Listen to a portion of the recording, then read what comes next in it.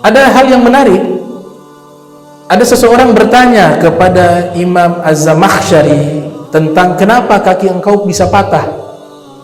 Beliau memberikan jawaban bukan dari sisi historis sejarah, tapi beliau memberikan jawaban mengenai latar belakang kenapa kaki beliau patah. Beliau mengatakan bahwa dahulu di saat saya masih anak-anak, saya bermain dengan seekor burung.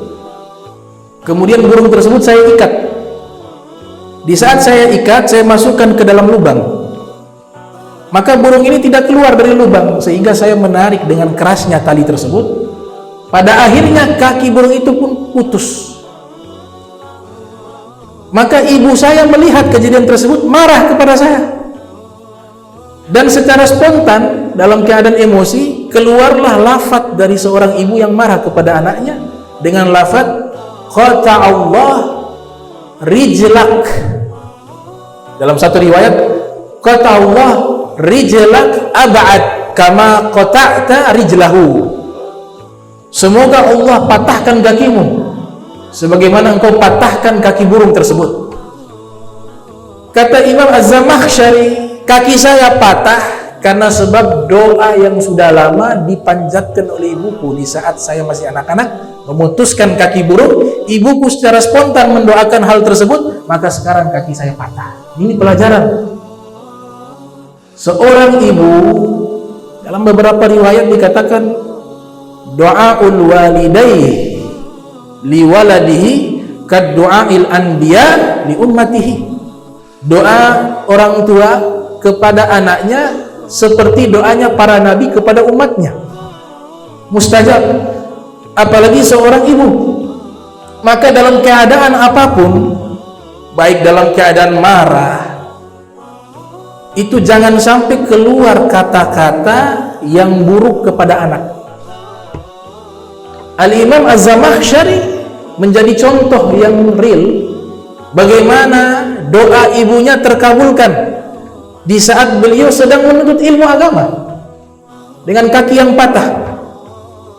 Maka tidak boleh lidah seorang ibu mengeluarkan doa-doa, mengeluarkan kata-kata yang buruk kepada anaknya dalam keadaan apapun, karena dikhawatirkan Allah Ta'ala menerima itu sebagai doa, dan Allah terima dan akan Allah kabulkan doa tersebut. Sehingga luar biasa kalau kita pergi ke Tarim Hadramaut, itu pendidikan seperti ini diajarkan sejak kecil oleh para aslafus sholihin. Kalau kita ketemu orang-orang yang ada di Tarim khususnya, kalau mereka marah, semarah apapun mereka, tidak pernah keluar doa-doa yang buruk. Yang keluar adalah doa yang baik.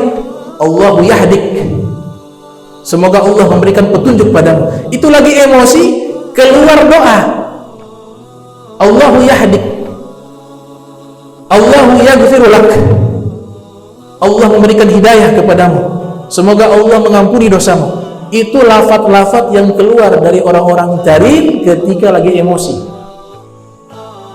Kenapa demikian? Ini pendidikan dari para ulama yang ada, agar jangan sampai terbiasa lidah kita keluar mendoakan doa-doa yang tidak baik.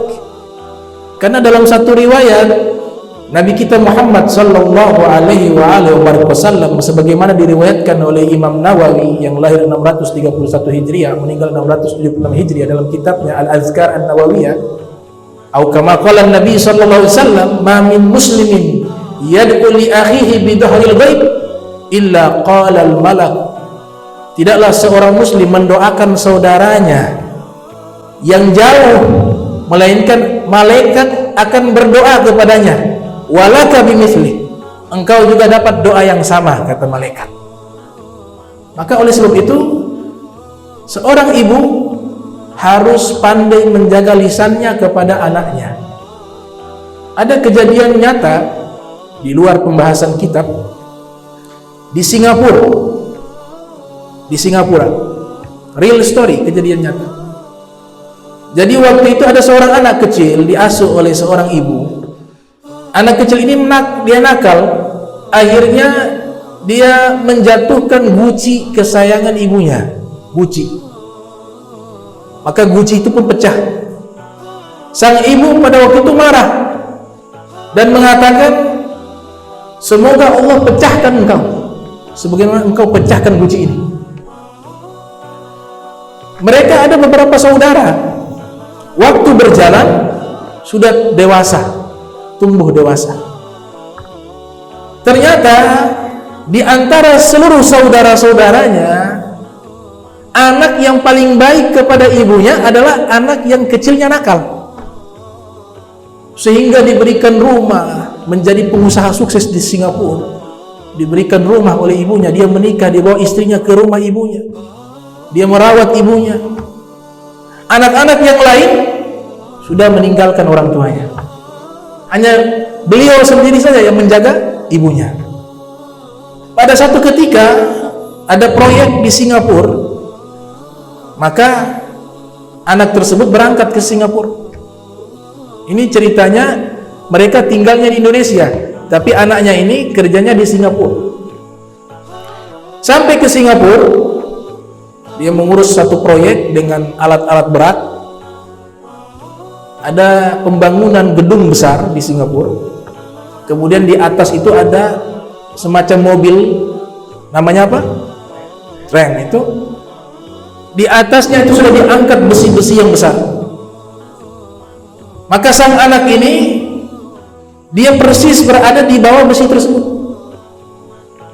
Tiba-tiba putus itu, jatuh tepat di atas kepalanya, hancur, dagingnya berserakan kemana-mana, tulangnya berserakan kemana-mana. Maka berita ini sampai kepada ibunya. Maka sang ibu menangis karena anak ini anak baik.